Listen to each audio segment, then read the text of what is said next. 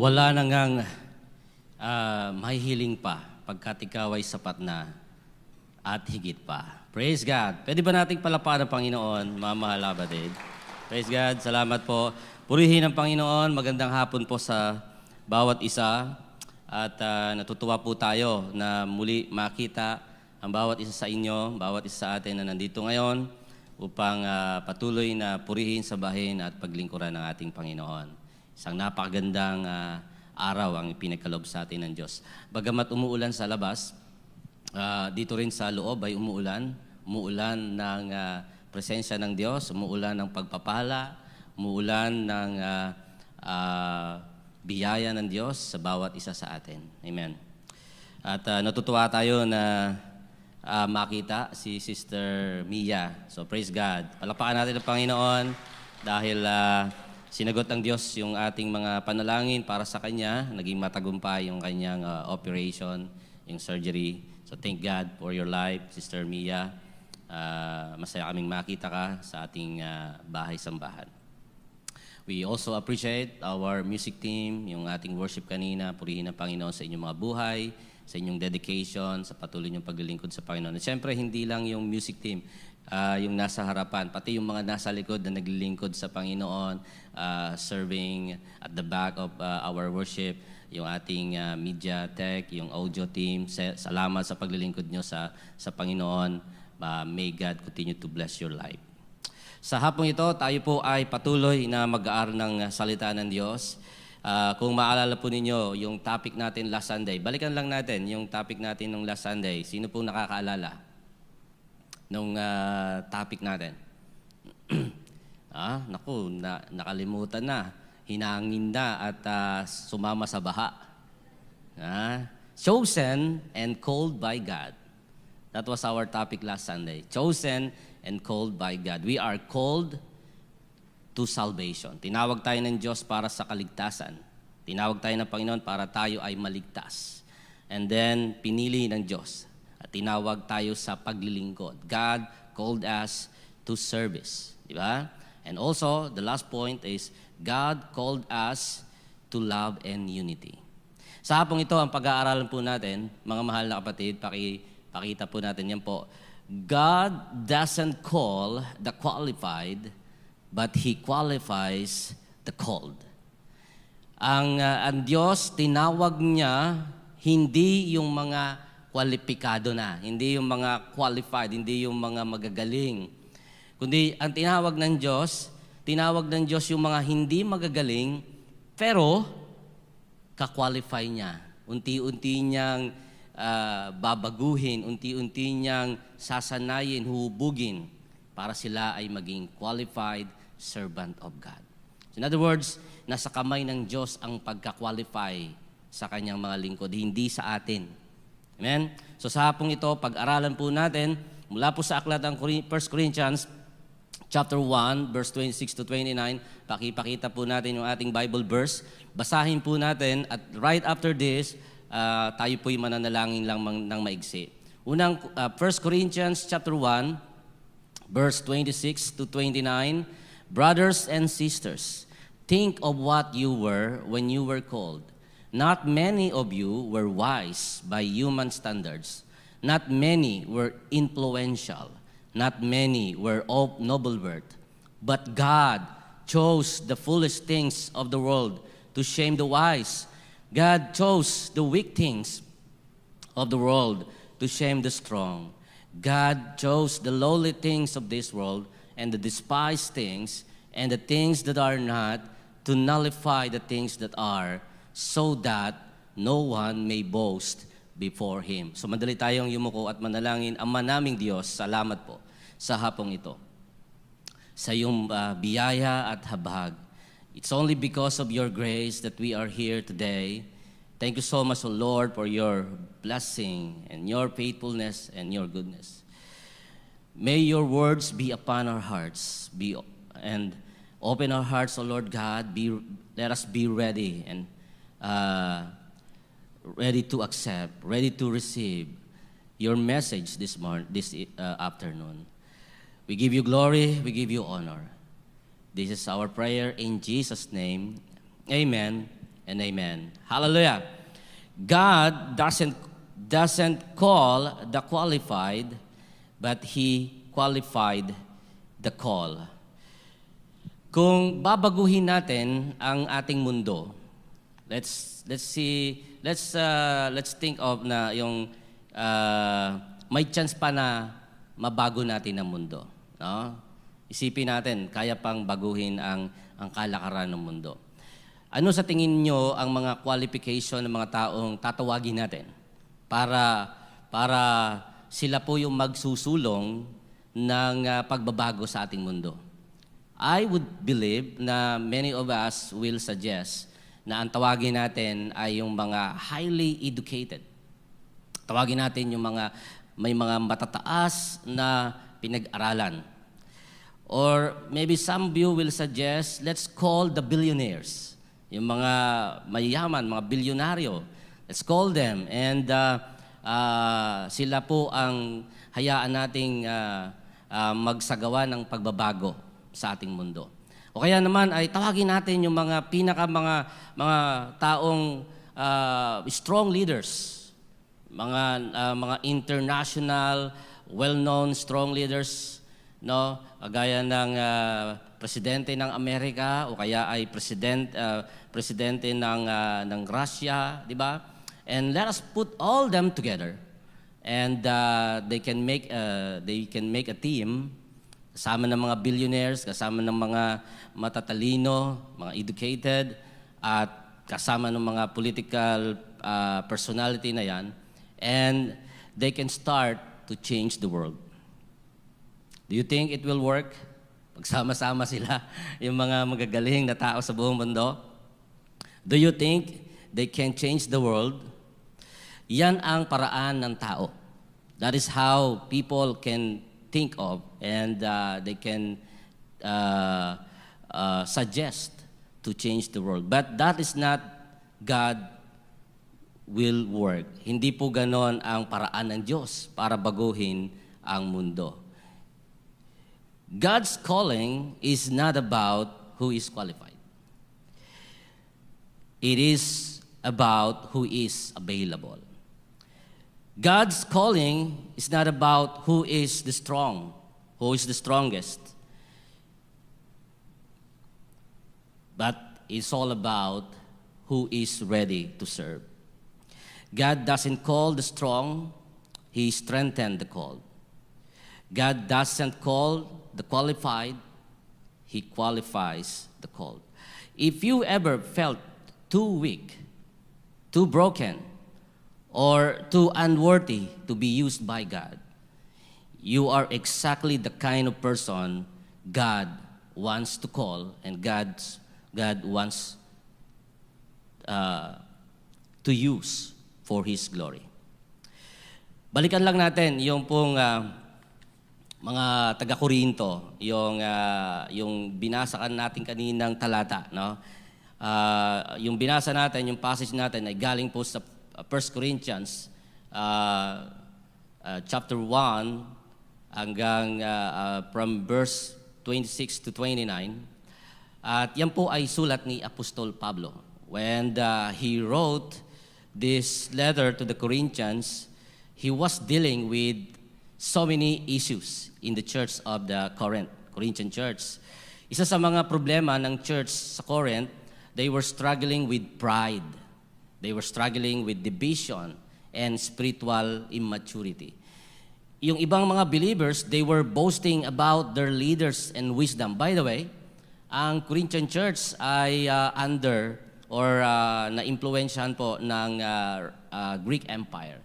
So, can you imagine na isang city, Corinthian city, under Greek Empire, so marami sa kanila may mga sikat na mga philosophers. They were highly educated people. Most of them were highly educated people. And so these people, these Corinthian believers, they were boasting about the wisdom of the leaders, thinking that their strength or their eloquence made them great in the kingdom of God. Inisip nila na dahil sila ay may matataas na na pinag-aralan. They were philosophers at akala nila dahil doon ay sila na po yung dakila sa harapan ng Diyos. Sila ang dakila sa kaharian ng Panginoon in the kingdom of God.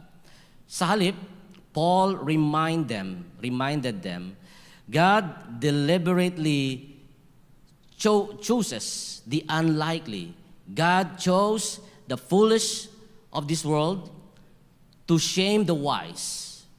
God chose the weak of this world to shame the mighty or the strong.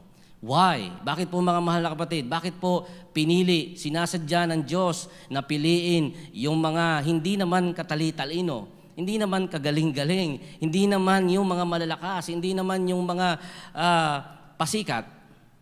Bakit pinili ng Diyos ang mga mahina? Bakit pinili ng Diyos ang mga mangmang? Why?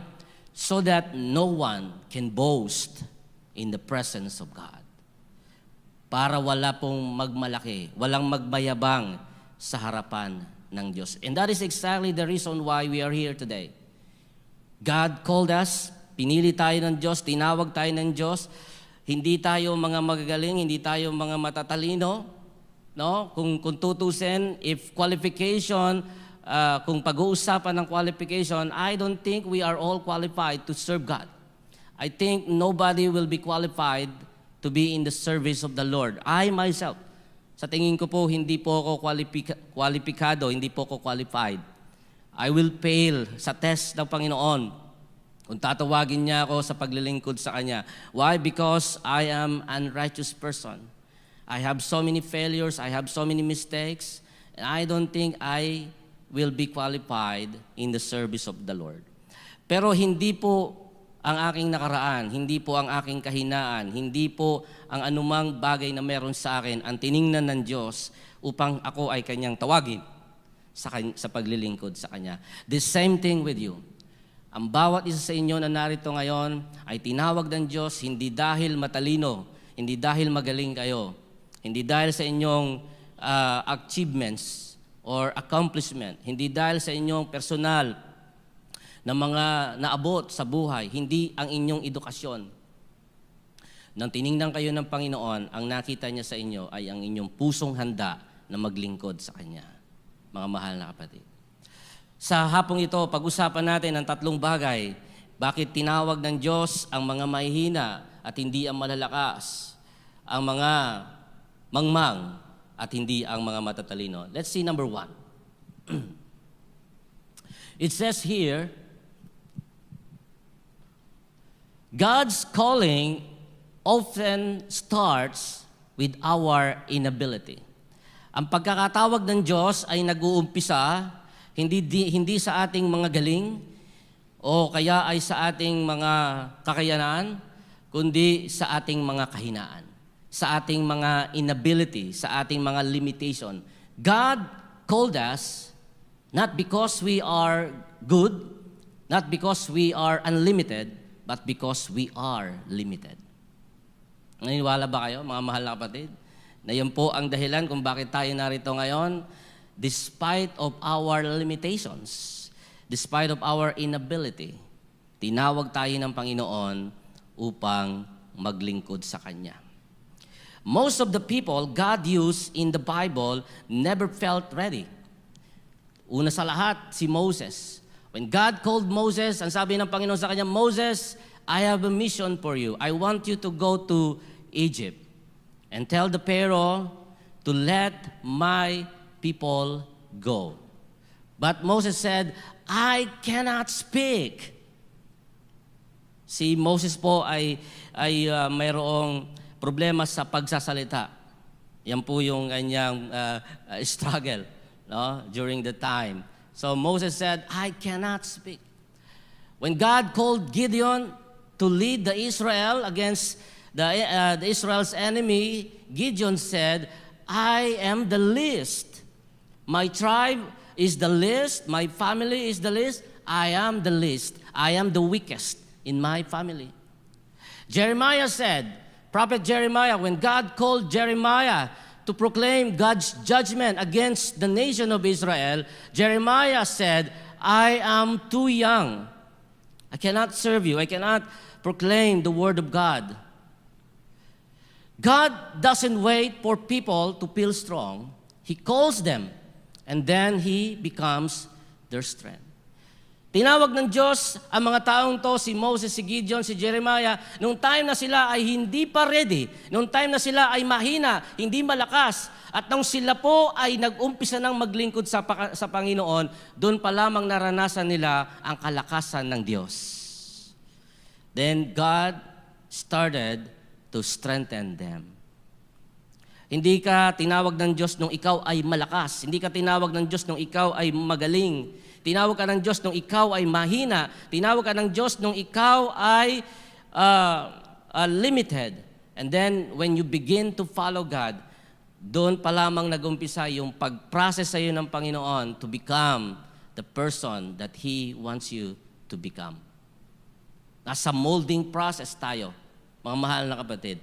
We are all in the process ng Diyos na binabago ng Diyos ang ating buhay araw-araw. God is changing us from glory to glory every day.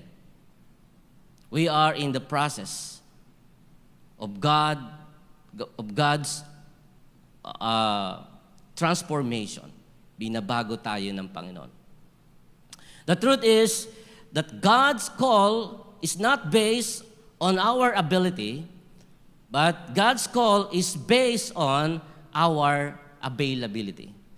Dahil kahit na magaling ka pa, kahit na matalino ka pa, kahit na talented ka pa, pero hindi ka available sa paglilingkod sa Panginoon, I don't think God will call you. Pero kung tayo po ay available, tayo po ay handang sumunod sa Panginoon, tatawagin tayo ng Panginoon para maglingkod sa Kanya. Hindi kailangan ng Diyos ang magaling, ang kailangan ng Diyos ang available. Availability beats talent. Availability beats talent. Kahit na magaling ka pero hindi ka available, paano kang maglilingkod sa Panginoon?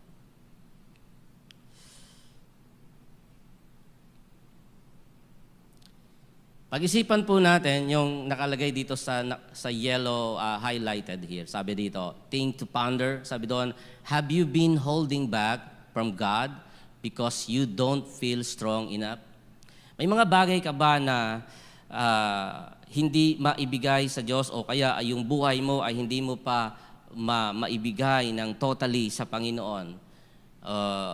May mga bagay ba na pumipigil sa iyo para maglingkod sa Kanya?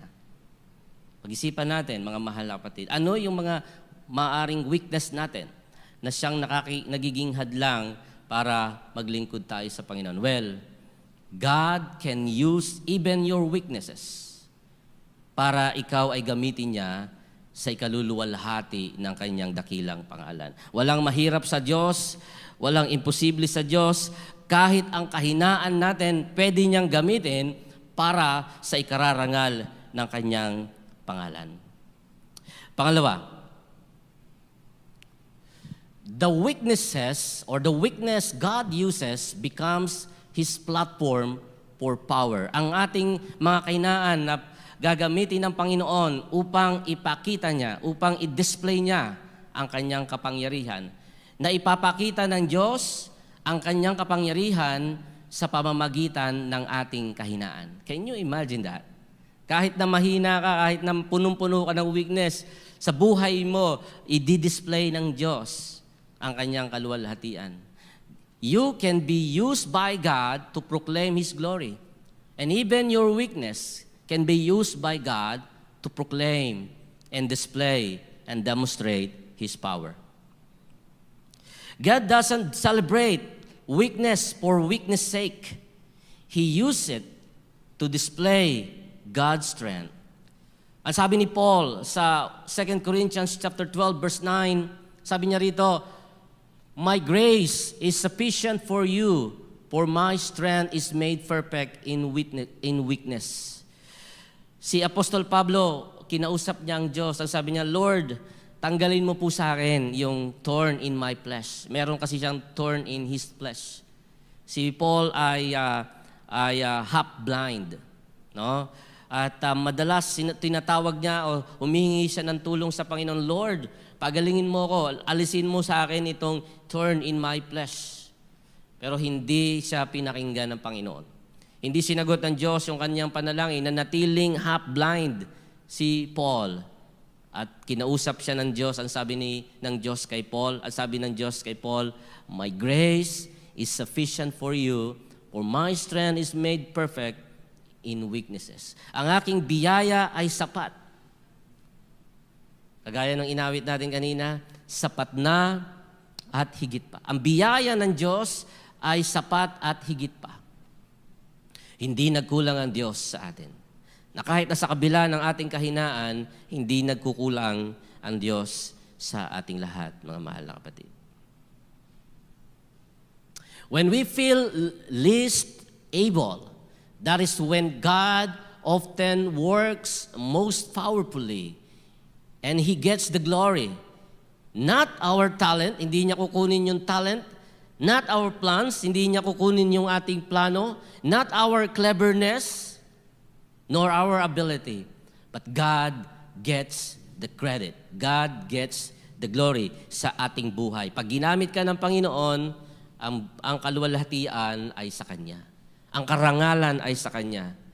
Gusto niyo po ba, o gusto mo ba kapatid, na sa pamamagitan ng iyong buhay ay napararangalan ng Diyos?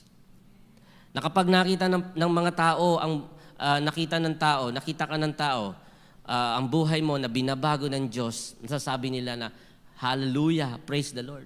Because of this brother, because of this sister, I am blessed. No? Sa halip na pag nakikita ka ng tao ay naiirita sila, no? Naiinis sila. Pangalan mo pa lamang nagagalit na, naiinis na. Pero kapag ikaw ay blessed, pinagpala ka ng Panginoon at ginagamit ka ng Panginoon para pagpalain ng iba, pangalan mo pa lang natutuwa na sila. Di ba? Ganon dapat tayo. Ganon ang prayer natin. Ganon ang desire natin. Gusto nating maging channel of blessing. Gusto nating maging daluyan ng pagpapala. Hindi tayo daluyan ng kainisan. O daluyan ng pagkatisod. Sa halip, gusto natin tayo ay maging daluyan ng pagpapala. Hindi ng pagpapalo. Let's think about this one. Sometimes God allows you to be stripped of every crutch so that you will lean on His sufficiency alone. Minsan hahayaan ka ng Panginoon na makaranas ng mga pagkakulangan. Hayaan ng Panginoon na ma-display sa iyo yung iyong mga weaknesses. Hayaan ng Panginoon na mga ilangan ka para ikaw ay umasa at dumepende sa Kanya. Think about that, mga mahal na kapatid. Kasi kapag nasa iyo na ang lahat, hindi ka na tatawag sa Panginoon. Hindi ka na mananalangin, hindi ka na magde-devotion, hindi ka na magbabasa ng Bible, hindi ka na attend ng prayer set, hindi ka na dadalo sa mga gawain because you have everything. But God allows you to be lacking, God allows you para sa mga sitwasyon na meron kang mga pangangailangan so that you will learn how to call upon Him, so that you will learn how to pray. Sister Mia, hindi natin akalain, dadaan siya sa ganung medical condition, diba? Tama. Pero God allows that so that you will learn more on Him. So that you will learn to depend on Him. Lahat tayo pinaparanas sa atin ng Diyos ang mga kahinaan, ang mga pangangailangan para tayo ay patuloy na matuto na kumapit, magtiwala, dumepende sa Kanya at hindi tayo dumepende sa sarili nating mga kakayanan. Think about this. Think to ponder, mga mahal na kapatid. God's strength is more evident in our weaknesses. Mas nakikita ang kalakasan at ang kapangyarihan at ang kaluwalhatian ng Diyos sa mga panahon na tayo po ay mahina. Sa mga panahon na tayo po ay may mga pangangailangan. Hindi sa panahon na tayo ay complete, hindi sa panahon na tayo ay mayroong abundant supply, hindi sa panahon na tayo po ay walang pangangailangan. Hindi po doon nakikita ang kaluwalhatian ng Diyos. Nakikita at nadidisplay, napapahayag ang kaluwalhatian at ang kapangyarihan ng Diyos kapag sa panahon na tayo po ay mahina, sa panahon na tayo po ay may pangangailangan sa Diyos. Doon tayo tumatawag sa Kanya, doon tayo lumalapit sa Kanya, doon tayo nananalangin, doon tayo lumuluhod. Kailan po tayo huling nanalangin na may pagluhod sa Diyos? When was the last time that we pray kneeling sa harapan ng Panginoon? Minsan hindi na tayo nananalangin ng nakaluhod kasi okay na to, nakatayo, okay na yung nakaupo lang. But you know what? Minsan kailangan nating ipakita sa Diyos ang ating pagpapakumbaba. Sa pagluhod natin, sa pagtanggap natin sa Kanyang biyaya. Doon pa lamang niya tayo pagpapalain. And number 3, last point. The foolishness of the world is the wisdom of God's kingdom. Ang mga kamangmangan ng mundo ang siyang katalinuhan o kaalaman ng Diyos sa Kanyang kaharian.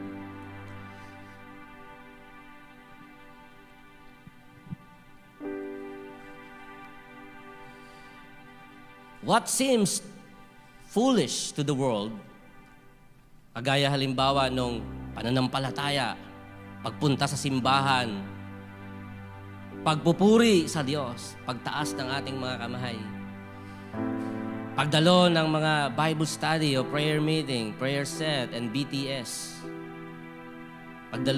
pagsali sa mga discipleship,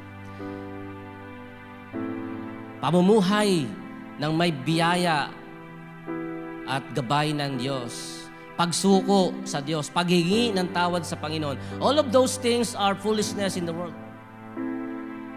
Hindi tanggap ng mundo yung mga bagay na ginagawa natin sa simbahan. Para sa kanila, boring. Ang church, boring. Pansinin ninyo, church is boring for many people. Right? Many people would think that going to church is boring. That's why many people would not spend time in the church. They would rather go to the mall, they would rather go to the cockpit, sabong. Nagkaroon ng pandemic, hindi sila makapunta sa sabungan, naging online sabong. They try to make innovation just to satisfy their wants. Baka yung madyong maging online na rin yan kasi baka hindi ka na makapunta sa kapitbahay mo. Time will come, mahirap ka na pumunta sa kapitbahay mo. Online madyong. Scatter. Ang daming mga pinagagagawa ng mundo just to entertain themselves. And going to the church is not in their option. Because going to the church is boring. Anong gagawin ko sa church? Makikinig lang ako ng sermon. Makikinig lang ako doon ng mga kanta nila doon na ano yung mga kanta nila doon, mga baduy yung mga kanta nila doon. Dito na lang ako sa karaoke namin, mas maganda yung mga kanta rito. Mga kinakanta namin sa video ang gaganda ng mga kanta namin doon. Sa church, boring. You know, brothers and sisters, yung mga ginagawa natin sa church, boring yan sa mundo. Sayang ng oras, pagsasayang ng oras, waste of time for them. But you know what? Listen very carefully, mga mahal na kapatid. Yung tinitingnan ng mundo, yung inaakala ng mundo na boring and waste of time na ginagawa ng mga anak ng Diyos, ng mga Kristiyano, mga alagad ng Panginoon na tulad ninyo, na akala nila boring, waste of time, this is the foundation of the kingdom of God. Ito ang totoong pundasyon na tayo po ay dadalhin ng Diyos para sa Kanyang kaharian. Ang akala ng mundo na walang kabuluhan, ito po ang tunay na wisdom sa pananampalataya at paghanap sa kalooban ng Diyos. Kaya mapalad po kayo. Mapalad kayo na nandito ngayon, mga mahal na kapatid, because you have chosen. You choose to be here. You choose to serve God. You choose to worship God. You choose to spend your time with the Lord. And you are blessed because you have chosen God instead of what the world is doing. Kaya ng Diyos na kahit na ang ating mga kahinaan ay gamitin niya para sa kanyang kaluwalhatian. Kung sa tingin mo na ikaw ay mahina, kaya kang palakasin ng Diyos. Kung sa tingin mo ikaw ay limited, kaya ng Diyos na gamitin ang iyong limitation para maparangalan ang kanyang dakilang pangalan. Kung sa tingin mo hindi ka kagamit-gamit sa church, hindi ka gagamitin ng Panginoon, well, kapatid, nagkakamali ka. Kasi kahit na yung pinaka-least, pinakamahina, kayang gamitin ng Panginoon if we are willing to serve Him. If we will surrender our lives back to God, if we will accept the calling that God is offering to us, He can use you for His glory. Hindi pa huli ang lahat, mga mahal na kapatid. Sayang ang buhay kapag hindi natin ginamit para sa Panginoon. Tingnan po ninyo yung mga kabataan natin dito. At the very young age, they are serving God. At very young age, mga kabataan, mga young people, they spend time serving the Lord in this church for the kingdom of God. What about others? What about you, mga mahal na kapatid? Hindi pa huli ang lahat. Do not waste your time sa mga bagay na walang spiritual value, walang eternal value sa buhay ninyo. Sa halip, tingnan po ninyo yung mga bagay na pwede nyong gawin para maglingkod sa buhay na Diyos. Ibigay ninyo ang buhay nyo sa Panginoon. Ialay nyo ang inyong buhay sa Panginoon. Sama-sama nating paglingkuran ang Diyos na lumikha ng langit at lupa. Ang Diyos na nagbigay ng buhay sa iyo. Ang Diyos na tumawag sa iyo. Ang Diyos na naglaan ng buhay na walang hanggan para sa iyo. Inihiling ko po na tumayo tayong lahat, mga mahal na kapatid.